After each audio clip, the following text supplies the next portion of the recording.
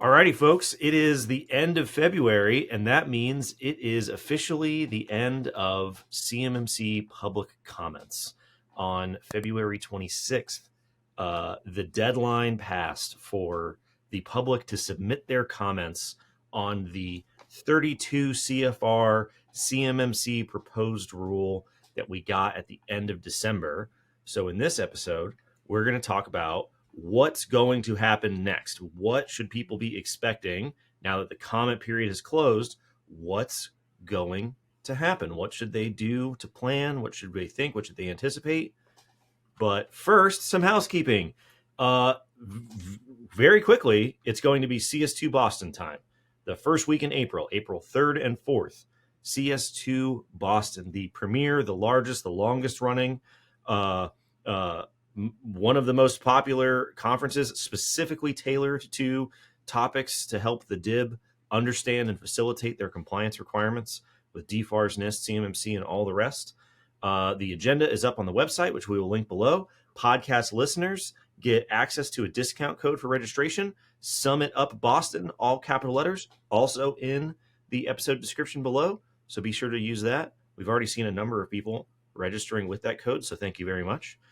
So use that code, tell them that we sent you, and check out the agenda for CS2 Boston. We'll also link to one of our episodes that we just recently did covering the summary of the topics that we'll be talking about on the agenda at CS2 Boston. So be sure to check it out. It's going to be here before you know it. What an intro. Much like when football season ends and we have that lull period before the first pitch of spring training, you're like, what am I going to do with myself? Like, as I eat Cheetos on a beanbag chair at my house. And you're not going to run at the combine. You're going to eat Cheetos on the beanbag. Right. And so, we get to spring training and then there's that lull period. So we're kind of in that lull period when it comes to CMMC. The comment period is ended for the rule. And we are kind of, what is the next big event? What is our spring training first pitch? And I think that it's great that for this episode, we're actually going to take in and see what the timeline is. We know it's 3 weeks from Super Bowl champion being crowned and saying they're going to Disneyland until pitchers and catchers report, right? So how many weeks until the CMMC pitchers and catchers report, Jacob? That's right. Well, yeah, lull between seasons. Eye of the storm, where all of a sudden you can see the sky, but then the second half of the storm is getting ready to come. You can pick your metaphor. I have a quick question. You said that people would go to Disneyland. Let us know in the comments below which one is superior, Disneyland or Disney World. I know what I think, and I'm willing to fight people over the answer. But let us know, and then we'll talk about what you said in the next episode. Disneyland, Disney World. 1 park, 4 parks. I mean, I think the numbers speak for themselves, sir. Yeah, well, this is a long debate, so we'll have to save this for a different episode. Anyways, comment period is over. So just to recap, after 2+ years of waiting, the CMMC proposed rule was published on December 26th of 2023. Merry Christmas, everybody. Then there was a 60-day public comment period following the publication of the rule, standard fare for rulemaking. That public comment period expired on February 26th of 2024. And much to the chagrin of industry, who requested multiple times that the DoD would extend that comment period 30 days, 60 days, or sometimes even longer, the DoD outright rejected requests to extend that public comment period. So we are officially done with comments. So historically, as we've talked about in the past several times, it takes DoD on average 280 business days to go from publishing a proposed rule through all the red tape and various steps and things they have to do to publishing a final rule. So the big question is, when will that final rule be published? December 26th, 2023, plus 280 business days is February 12th of 2025. Depending on when you're listening to this and depending on when you start counting, and we're talking averages here, we're talking 11 months away from the time you're probably hearing this conversation. So, not very long when you consider how long it typically takes a company to kind of get up and running, get up to speed with the requirements, go from what we would call average to assessment ready. 11 months until the publication of the final rule is not a lot of time. So that's sort of the big picture timeline of what's left to expect for the publication of the rule. However, like I said, between the publication of the proposed rule and the publication of the final rule, there's a bunch of red tape they have to cut through. That's just part of the rulemaking, the miracle of rulemaking, if you will.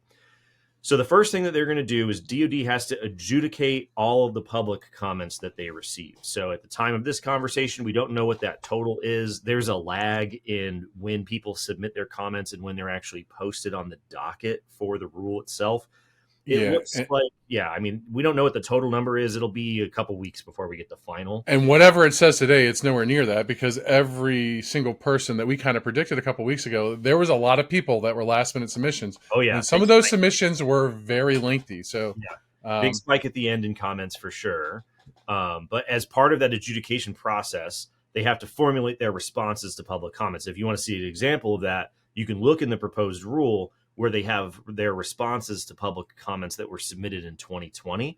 So when they say we're adjudicating and developing responses, that's what they mean. They're going to come up with responses like the ones that are in the proposed rule to the 2020 comments. Can they just look at a comment and say, we're not going to even address this, or they have to address every single one by law? They have to read all of them, but they don't have to address all of them, because as you can tell, if you've gone through and taken a sampling, a flight, if you will, of public comments, a lot of them are not relevant to the rule itself. Right. For instance, anyone who submitted a comment on the fact that CUI is marked, isn't marked, CUI is annoying, CUI is dumb, CUI program should go away, not relevant to the CMMC program.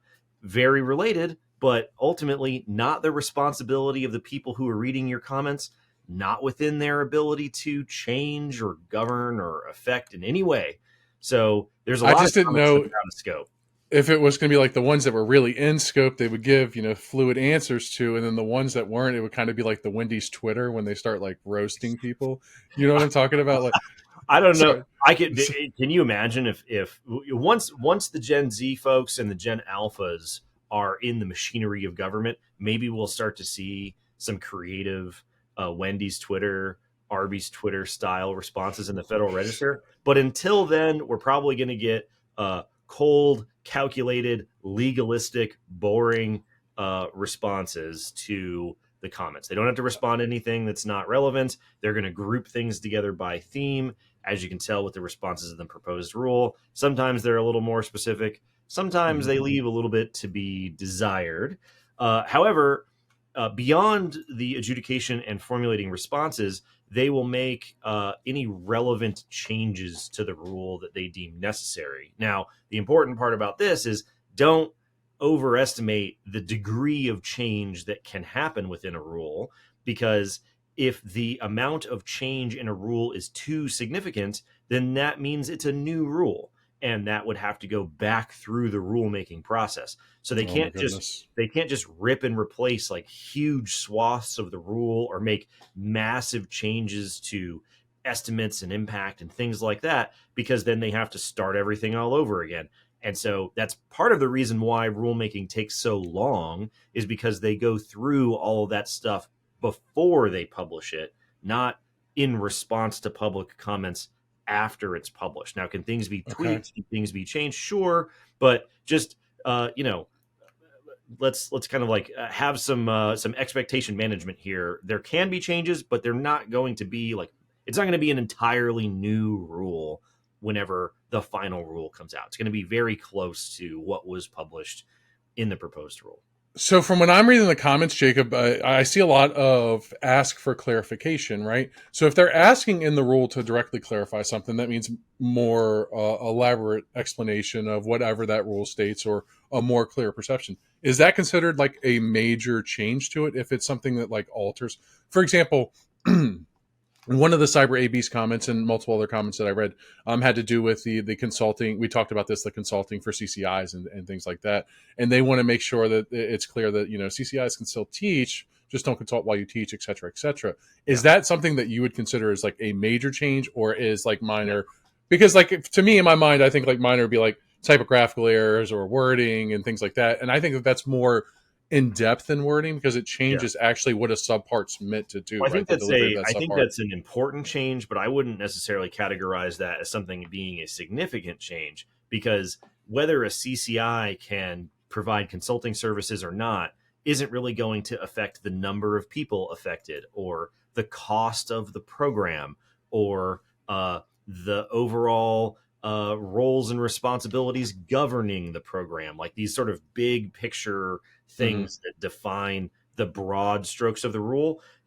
Whether you call it an OSC or an OSA, or whether a CCI can teach a class or not, those are not really at the same level as we're going to touch 80,000 companies. We're going to touch 200,000 companies. Those are big changes that would require them to revise and change estimates and things like that. So I think they're going to be more on par with things like you're saying, and not, we're gonna get rid of level 3, or we're gonna introduce level 2.5, or big changes like that are not going to be in the cards. So Okay. okay, so on the public comments, like we said, there was a big influx in that last 24 to 48 hours of the comment period, but still, we're waiting to see what the final number is going to be as the tallies are coming in.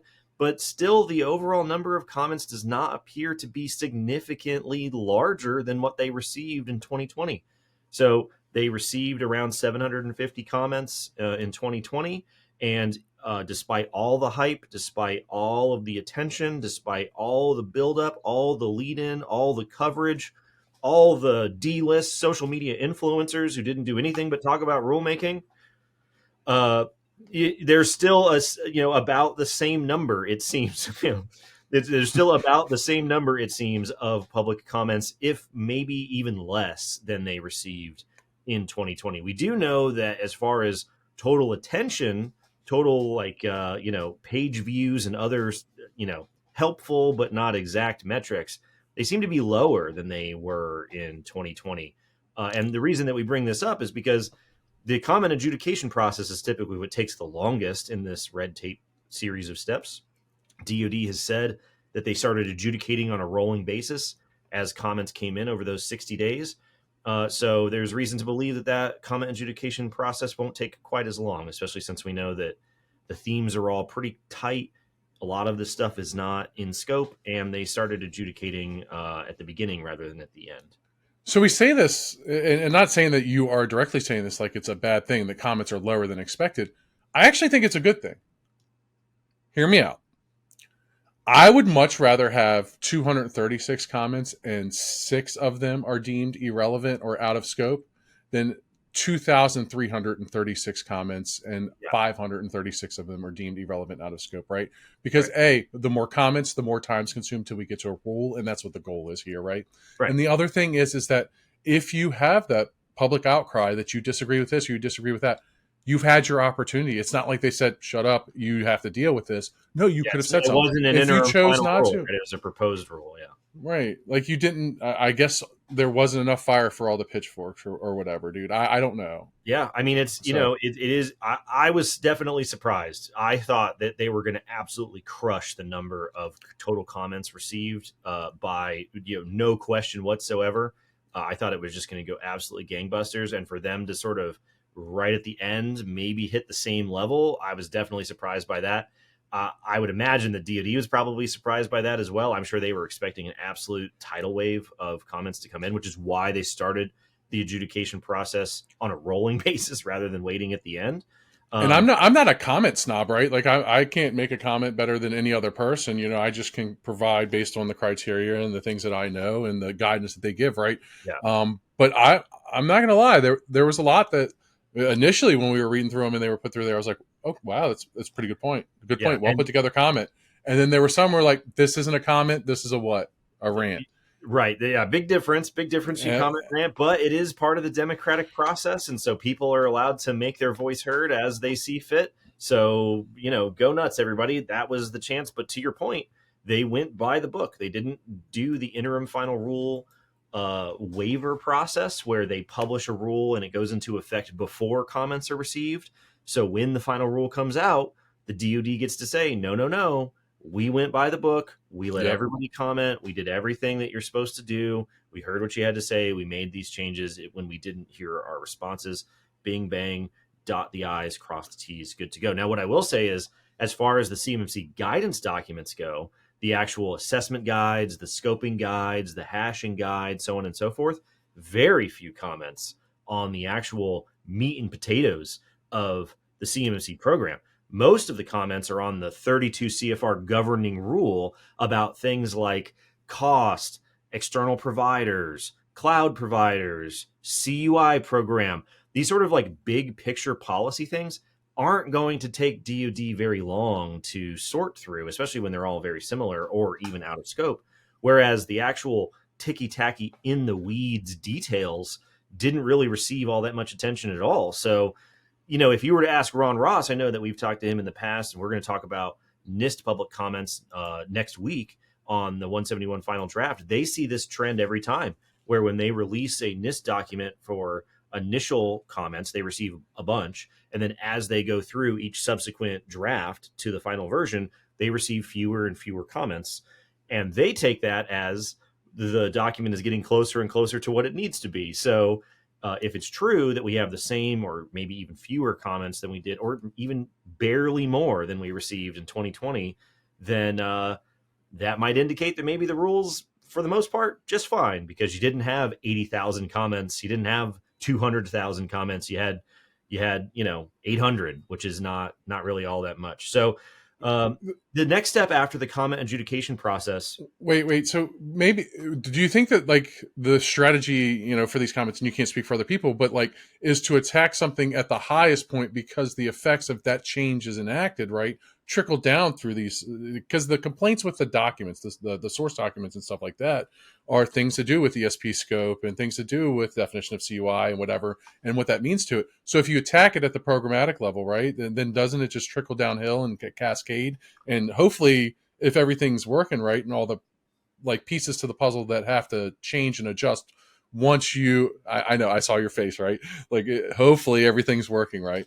But like if you make that change at that high level, then if all those other changes that are subsequently affected by that high level change take place, then you get the end result that you wanted, which was the right source documentation and the right programmatic implementation into the rule, right?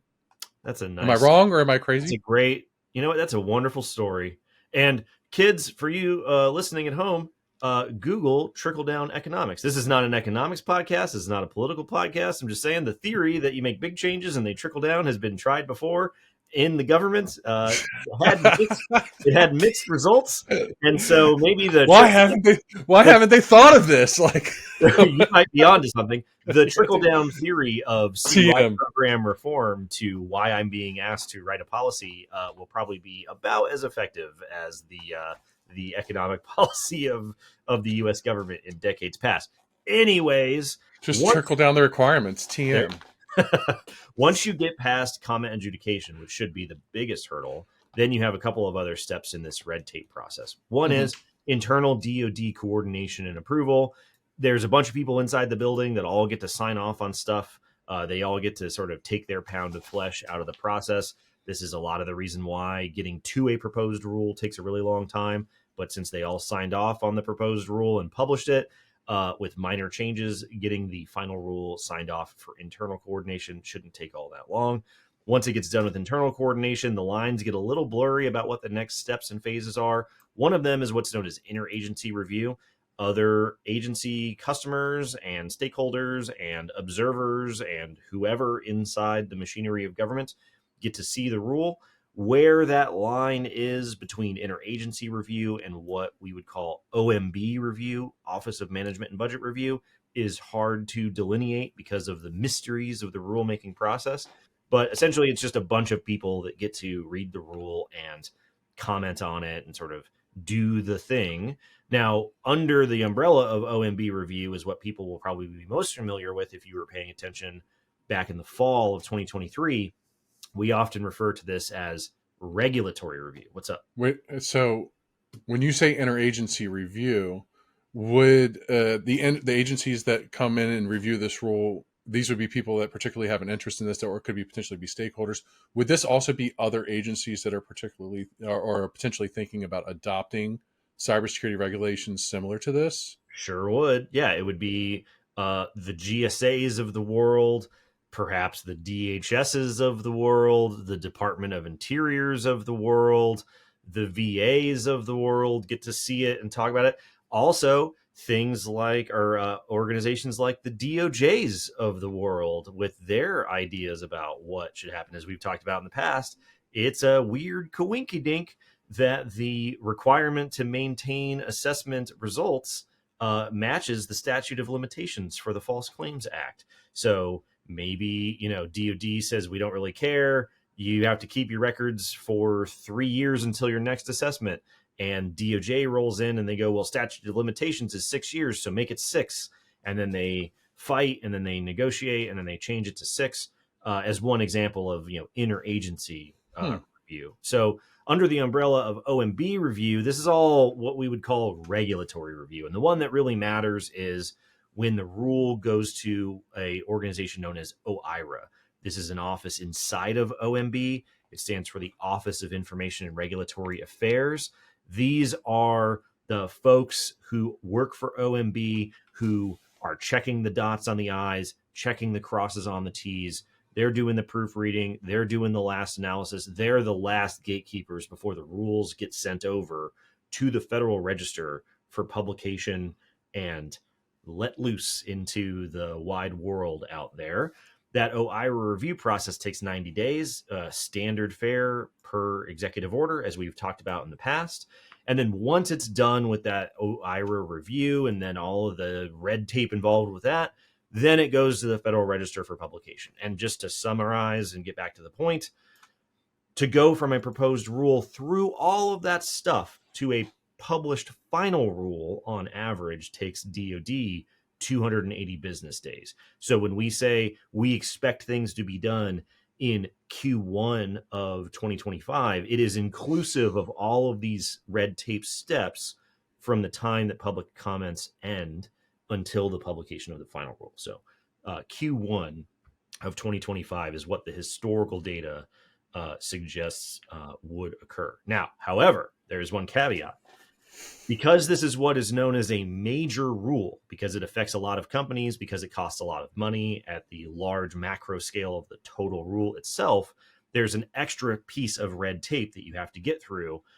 Anytime a major rule is published, Congress gets 60 days to review the rule under what's known as the Congressional Review Act.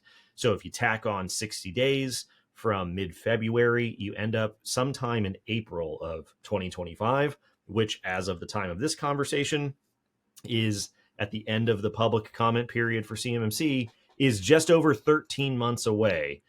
And the reason why I highlight this is once you get through with congressional review, the rule is published, the rule is on the books, the rule is in black and white. There are no more comments, there are no more rules, there is no more red tape, there are no more reviews. It's done. It's done. The program is now effective. The program is now live.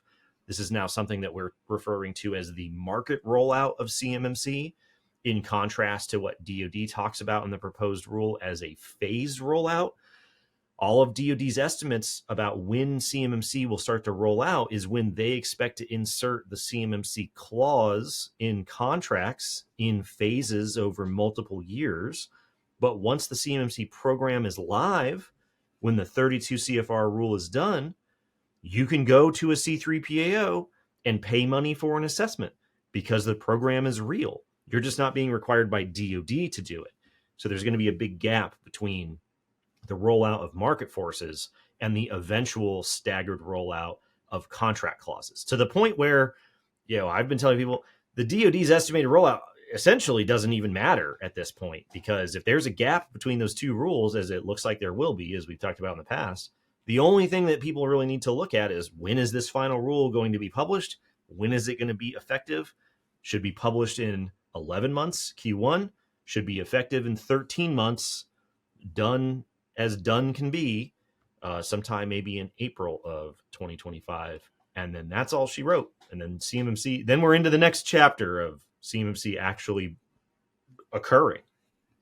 So there's only two things that could make this complete in the end. One, it happens on Easter, and it's the resurrection of cybersecurity into the defense industrial base. Two, I know that's a little steep. Please, people don't hate me. I mean, it works. Or two, it happens on April Fool's Day, and it just fits because of just the way that this has gone. Or it happens on tax day when it's like pay up. So there's like actually three. I just threw the third in there. There you go. Yeah. Wild card. So those are the things that if everything goes to scale, and I think that at some point, and maybe not today, we want to speculate a little bit, stir the pot a little bit, figure out what could happen to make this go faster. Also, if there's anything that you think could make this go slower, I'd like to pick your brain on it. Like, what do you see, that's coming up? And I think that everybody would appreciate that as well. Yeah, well, we've been known to stir the pot from time to time. So what I'll say is every there is producer Dustin, give us pot stirring handles for the thumbnail. So what I'll say is we'll link to a GAO report that talks about all of these steps and phases, what has to happen for rulemaking, Congressional Review Act, all of that stuff. If you want a summary of what to expect between the end of comments and the publication of the rule, it's a great resource. However, that GAO report isn't about just those things. That GAO report is about something called midnight rulemaking, which is the phenomenon where administrations publish way more rules in their final year than the other 3 years of their administration. And that's the basis for our estimate that we think the rule might go a little faster than Q1 of 2025. But like you said, that's our speculation. This episode is just about what the data suggests, what the steps and phases are, what to expect on a vanilla level for you to be able to inform your leadership, your board, your decision makers, your pets, whoever you're talking to about this stuff. That's what's going on now that comments are done. One last note here to remember, DoD isn't going to be saying anything about the rule, right? They released their just fabulously interesting and dynamic video that we'll link to below, a 40-minute summary of the rule. That's probably all we're going to get. The major prime contractors do not have webinars. They don't really have any material on this stuff. The DoD still blows my mind, dude. They're not out there, going to town halls, going to different events, whistle stop train tour, spreading the word around the land about the rule. They're going to basically be all quiet until we get to the rule being published. So be sure to keep tuning into the podcast and listening to our content, because we're going to be tracking what all those steps are the best that we can. But you're not going to hear anything from DoD or probably from your customers until the other shoe drops in 11 to 13 months.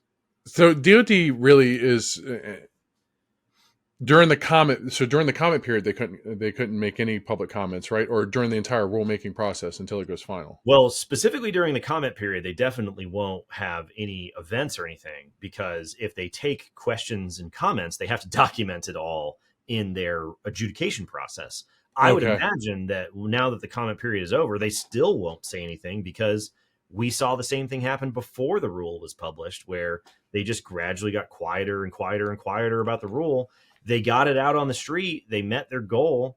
And so what else do you need to know?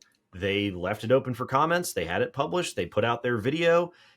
As we talked about in the past, the DoD is very bad about, they'll put information out once, and then if there's no update, they're like, well, we put the information out. What more do you want from us? And as we know, you have to continuously beat the drum, because not everybody tunes in every week.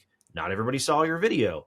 Not everybody sees all your stuff. There's new people entering the ecosystem all the time. So you have to keep telling people the same thing. And that's just not the way that they really operate. So I would be stunned if the DoD made a 180 and then just started going circa 2019, 2020 DoD mode, where they were on 17 webinars a week and they were just everywhere all the time talking about this stuff. I wasn't thinking that, but I was thinking maybe like the DoD and the primes get together, like when Michael Jackson got the people together for We Are the World, right? And they all get together and they do like a one-time webinar, dude. we'll link to the video. But do you get what I'm saying? You get them together, and then they just put one of, and I trying to be funny there, but being serious at the same We are time. the world. Michael Jackson. Do you know that in 6 years, Name the last collab effort that was for the better of the world, and then I'll go with that one. Bono did something maybe, but still, like, what I'm saying is that maybe it's just, hey, we just want to have one definitive voice moving forward.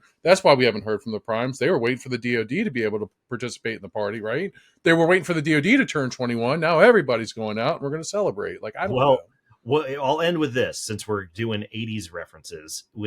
In 6 years, the 80s will be 50 years ago. So go ahead and let that one sink in, everybody. And we'll see you next week. It's tough to swallow. See you next week.